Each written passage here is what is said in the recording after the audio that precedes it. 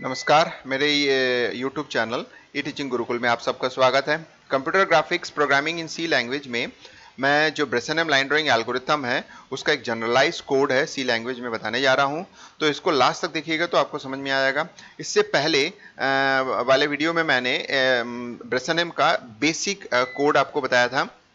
जैसे कि सपोज कर लो दो एंड पॉइंट होता है, तो दो एंड पॉइंट में अगर हम x का डिफरेंस देखते हैं और y का डिफरेंस देखते हैं, तो अगर x का डिफरेंस जो होता है y के डिफरेंस से ज़्यादा होता है तो उसके लिए हम कोड क्या लिखते हैं, उसके लिए कुछ फार्मूला को हम इंप्लीमेंट करते हैं। और सपोज कर लो जो y का डिफरेंस है x के डिफरेंस से अगर ज़्यादा हो जाता है तो फिर जो पहला वाला कोड जो मैंने अभी थोड़ा देर पहले बताया था उसमें क्या बेसिक चेंजेस करेंगे कि हमारे पास है बेसिक मतलब बहुत माइनर चेंजेस करने से हमको जो y वाला जो पोर्शन है, यानी अगर y का डिफरेंस अगर ज्यादा है तो फिर वो काम करने लगता है। तो इसका मतलब है दो अलग अलग पर्पस के लिए कोड में हमको माइनर चेंजेस करके एक ही कोड को हम यूज कर सकते हैं। बट ये हमेशा के लिए अच्छा नहीं होता है, क्योंकि इसका एक जनरलाइज फॉर्म खोजना जरूरी है। क्योंकि जब हम इनपुट देंगे तो आउटपुट हमको मिलना चाहिए। अंदर किस तरह से चेंजेस हो रहा है वो हम प्रोग्रामिंग के थ्रू इस तरह से बना देंगे कि ऑटोमेटिकली वो कंडीशन बेस्ड काम करके वो आपको आउटपुट जनरेट करेगा। तो उसी चीज को हम यहाँ देखेंगे कि दो अलग अलग बेसिक प्रोग्राम होने की बजाय उन दोनों बेसिक प्रोग्राम को जब हम मर्ज करके एक सिंगल प्रोग्राम में कन्वर्ट करते हैं तो जनरलाइज जो बेसिक लाइन ड्राइंग एल्गोरिथम है वो बन जाएगा। तो दोस्तों, किसी भी प्रैक्टिकल इम्प्लीमेंटेशन के लिए, प्रैक्टिकल में कन्वर्ट करने के लिए किसी भी थ्योरी को उसका थ्योरी जानना जरूरी है। तो ब्रेसनम लाइन ड्राइंग का एक एल्गोरिथम है, थ्योरी है, उसमें डेरिवेशन कैसे होता है, उसके जो फॉर्मूला कैसे जनरेट होता है, तो उसके लिए मैंने डिस्क्रिप्शन में उसका वीडियो लिंक प्रोवाइड कर दिया है। एज वेल एज इससे पहले वाला जो मैंने बेसिक जो लाइन कोडिंग यानी ब्रेसनम का जो बेसिक कोडिंग में बताया, जो आपको अभी थोड़ी देर पहले डिस्क्राइब किया हूँ कि क्या होता है, तो उसका भी लिंक मैंने नीचे जो डिस्क्रिप्शन है मैंने प्रोवाइड कर दिया। तो इन दोनों को आप पहले अच्छे से देख लीजिएगा, तभी आपको ये वाला जो वीडियो है बहुत अच्छे से समझ में आएगा। अगर दोस्तों ये दो वीडियो आपको देखने के बाद कुछ सीखने को मिला, कुछ लॉजिक आपका डेवलप्ड हुआ है, तो डेफिनेटली इसको लाइक कीजिएगा, कमेंट्स कीजिएगा ज़्यादा से ज़्यादा और शेयर कीजिएगा, और मेरे यूट्यूब चैनल को सब्सक्राइब करना नहीं भूलिएगा। तो चलिए दोस्तों, स्टार्ट करते हैं कि कैसे होगा। प्रीवियसली एक वीडियो बनाया था, तो ऊपर आप क्लिक करके उस वीडियो को देख सकते हैं कि उसमें मैंने कैसे बताया था। अब उन्हीं कंसेप्ट को, यानी जो दो अलग अलग कंसेप्ट होता है कि अगर dx की वैल्यू ज़्यादा होती है तो कैसे करके हम उसके लिए कोडिंग कैसे करेंगे, और dy की वैल्यू अगर होती है तो कोड में क्या चेंज करने से फिर सेम कोड रन करने लगता है। तो इस तरह से दो अलग अलग कोड को तो हम काम नहीं कर सकते हैं। तो उस केस में हम एक जनरलाइज कोड कैसे बनाएंगे कि हम जो भी इनपुट दे वो उस हिसाब से अपने आप को एडजस्ट करके काम करेगा। तो मैं जो प्रीवियस कोड बनाया था उसी कोड को मैं लेके, यानी जो dx is greater than dy के लिए जो कोड बनाया था उसी कोड को लेके मैं आपको यहाँ मॉडिफाई करके बताऊंगा कि जनरलाइजेशन कैसे होगा। तो इस कोड को हम एक फाइनलाइज कर रहे हैं कि ब्रेसनम लाइन ड्राइंग एल्गोरिथम कैसे होगा। सेम कोड मैं यहाँ अप्लाई कर रहा हूँ। यहाँ खास बात है, आप देख सकते हैं कि मैं 50 और 400 ले रहा हूँ और ये 50 200। तो इसका मतलब है y का जो डिफरेंस है वो x के डिफरेंस से ज़्यादा है। तो dx एंड dy की वैल्यू मैंने पहले बताया था, एब्सोल्यूट वैल्यू लेना है। यहाँ सेम एज है, सेम एज मैंने यहाँ बताया था कि x increment and y increment is going to be change according to the कि जो स्टार्ट वैल्यू है उसका जो कोऑर्डिनेट वैल्यू है वो जो एंड वैल्यू है उसके कोऑर्डिनेट वैल्यू से ज़्यादा अगर है तो इस तरह से अपने आप को माइनस डायरेक्शन यानी डिक्रीमेंट करेगा या इंक्रीमेंट करेगा। उसके लिए यहाँ पे मैंने इसको लिखा था इफ देन। फिर सेम एज मैंने किया था, दो सर्कल मैं ड्रॉ कर रहा हूँ, यानी ये बताने के लिए कि दो पॉइंट आइडेंटिफाई हो जाए, उसके लिए मैं एक छोटा सा यहाँ पे कोड लिखा हूँ सर्कल का। फिर उसके बाद इनिशियलाइजेशन के लिए ये कोड है। तो यानी यहाँ जो भी कोड है वो पर्टिकुलरली बिलोंग्स टू, या आप बोल सकते हो कि based on the dx is greater than dy, यानी यार dy के लिए अगर आप काम करोगे तो ये काम नहीं करेगा। तो जैसे मैं इसको रन करके आपको दिखा रहा हूँ तो आप देख सकते हैं कि ये जैसे रन कर रहा है, तो ये जो रन कर रहा है वो dx का एक्सपेंशन dy के एक्सपेंशन से ज़्यादा है। अब अगर मैं इसको अगर रन करना चाहता हूँ कि dy के लिए मतलब कि अगर सपोज कर लो मैंने यहाँ पे वैल्यू चेंज कर दिया, यहाँ 400 की जगह मैं इसको 200 कर देता, तो ये जो होता है ये वैल्यू कम हो गया, अब y की वैल्यू ज़्यादा होगी। अब आप बोलेंगे कि हाँ ये रन करना चाहिए, तो बट आप देख सकते हैं कि मैं इसको रन करके आपको शो कर रहा हूँ कि ये रन करेगा कि नहीं। आप चेक कर लेते हैं एक बार। तो देखिए ये आपको कुछ दिख रहा है, अनप्रिडिक्टेबल आंसर आ रहे हैं, तो इसका मतलब ये सही काम नहीं करेगा। तो चलिए, अगर मैंने वैल्यू चेंज किया और सही नियम काम नहीं कर रहा है तो कैसे होगा। तो अब मैं इसमें कुछ चीजें इंक्लूड करूंगा, लाइन ऑफ कोड थोड़ा इंक्रीज होगा, but if then else conditions के बेस पर उसको करेंगे। तो यहाँ पे हम शुरुआत करते हैं सबसे पहला यहाँ से, ये वाला वैल्यू हमने लिया है, इसको शिफ्ट डिलीट से कट कर लेंगे। अब यहाँ इसको उठा के यहाँ पे लेके जाएंगे, यहाँ शिफ्ट करेंगे। शिफ्ट कैसे करेंगे, देखिए यहाँ पे मैं इसको इंसर्ट कर दे रहा हूँ, क्योंकि बेसिकली ये जो हम इनिशियल वैल्यू होता है p का, यानी डिसीजन पैरामीटर का, वो ऐसे होता है। उसके बाद दूसरे के लिए भी एक डिसीजन पैरामीटर होता है। तो यहाँ पे जैसे होता है, मैंने आपको कल ही बताया था, यानी प्रीवियस वीडियो में मैंने आपको बताया था कि किस तरह से हम इसकी वैल्यू को आपस में चेंज कर देते हैं, यानी dx को dy कर देते हैं, dy को dx कर देते हैं। तो ये हमारा काम करने लगता है दूसरे पोर्ट, यानी जो सेकंड हमारे पास कंडीशन है उसके लिए काम करना है। तो ये हो गया हमारा। बाकी सब में कोई चेंजेस नहीं करना है, जैसा है वैसे ही रखेंगे। इसको गैप को मैं थोड़ा कम कर देता हूँ, कंट्रोल वाई से हम लाइन डिलीट कर सकते हैं।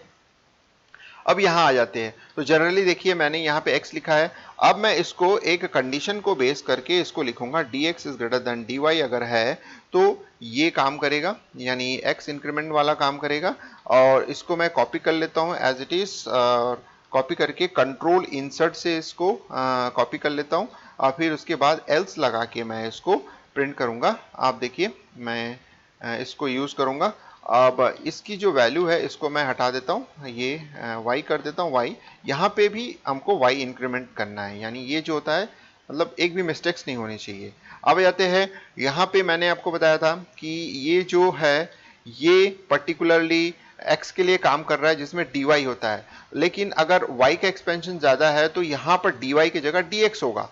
तो इसका मतलब होता है कि हम यहाँ पे सेम कोडिंग जो होता है हम अप्लाई करेंगे कि dx is greater than dy condition हम लगाएंगे। और मैं आपको बेसिक्स बता रहा हूँ, इसको आप मॉडिफाई भी कर सकते हैं, ऑप्टिमाइज भी कर सकते हैं। मैं एक बेसिक आइडिया को लेके मैं चल रहा हूँ। हो सकता है इसमें नंबर ऑफ कोड कम किया जा सकता है बाद में अगर थोड़ा बहुत एनालिसिस करें। ये हो गया, ये मैं कंट्रोल इंसर्ट करके पेस्ट कर रहा हूँ। यहाँ पे देखिए मैं इसको इंसर्ट कर दिया। अब पहला वाला तो सही है कि dy के लिए, अब मैं इसको dx के लिए चलाऊंगा, तो ये उल्टा चलना चाहिए। अब यहाँ पे आपके पास बंच ऑफ कोड है, यानी ये दोनों कोड x के लिए अप्लाई हो रहा है, यानी dx is greater than dy के लिए अप्लाई हो रहा है। तो मैं इसको एज इट इज रखूंगा, dx is greater than dy के लिए एज इट इज लगूंगा। मल्टीपल स्टेटमेंट है तो इसलिए मैं इसको ब्रैकेट के अंदर प्रोवाइड करूंगा।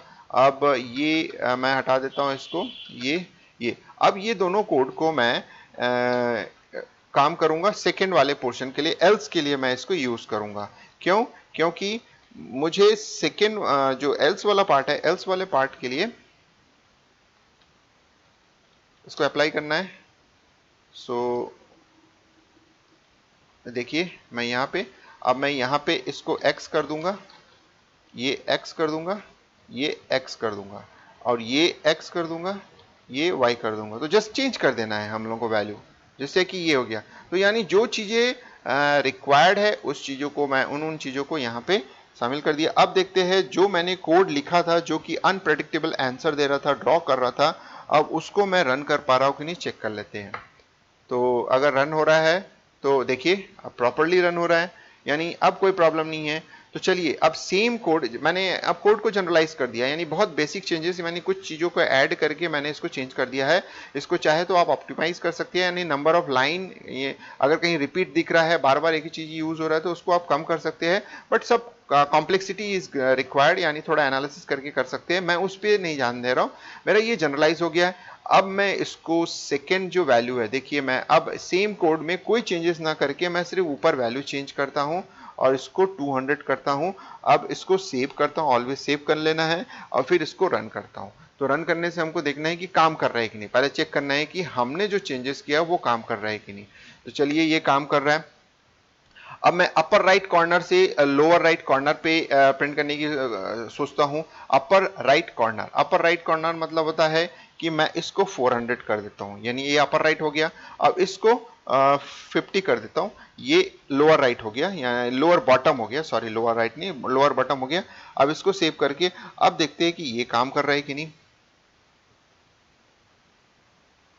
सो देखिए ये काम कर रहा है, तो इसका मतलब है नो प्रॉब्लम इज दियर, तो यानी ये काम कर रहा है। अब मैं x के एक्सपेंशन को हटा के y के एक्सपेंशन को बढ़ा देता हूँ, चेक कर लेते हैं। जैसे मैंने यहाँ 400 लिखा है, 400 की जगह मैं 200 कर देता हूं और यहाँ पे 200 जो लिखा है उसको 400 कर देता हूं, तो ऑटोमेटिकली ये काम अपने आप ये काम करेगा। देखिए,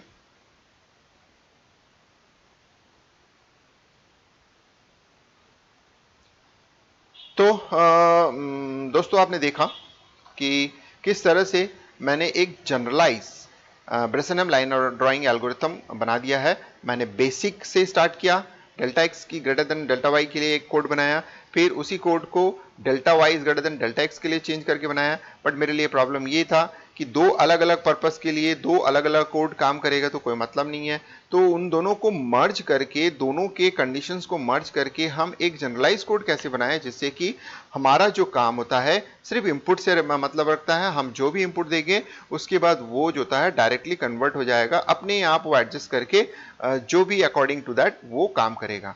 तो इस तरह से आप जो मैंने यहाँ पे x1 y1 की वैल्यू डायरेक्ट लिया है, इसको आप इनपुट के थ्रू भी ले सकते हैं, स्कैनएप का भी यूज करके इसको कर सकते हैं। तो दोस्तों आप इसको बना के देखिए अपने लेवल पे, स्कैनएप करके आप देखिए, अगर आपसे रिजल्ट आता है, अगर कोई मेल फंक्शनिंग होती है या कुछ नहीं होता है तो आप मुझे डेफिनेटली कमेंट्स कीजिएगा या उसमें मेल कीजिएगा ताकि मैं उसको इम्प्रूवमेंट कर सकूं। आई थिंक कि मेरे को नहीं लगता है कि इसमें आप कोई प्रॉब्लम आएगा, क्योंकि आपने प्रॉपरली अगर x is equal to x plus x increment, y is equal to y plus y increment अगर सही लिखा, क्योंकि देखिए x is equal to x plus x increment में अगर आपने गलती से, जैसे मेरे से होता है, मेरे से हुआ भी था कि x is equal to x plus x increment की जगह अगर आपने गलती से यहाँ y कर दिया, तो आपने कर दिया, कॉपी पेस्ट करते समय आपको ध्यान नहीं रहता, आप कर देते, उसके बाद अगर आपके पास ऐसा हो जाता है तो हो सकता है मेल फंक्शनिंग हो। तो इस चीज को आप प्रॉपर्ली ध्यान देंगे तो आपकी गलती नहीं होगी, और प्रॉपर्ली अगर सेट कर देंगे, इसको रन करेंगे तो आपको कोई प्रॉब्लम। तो दोस्तों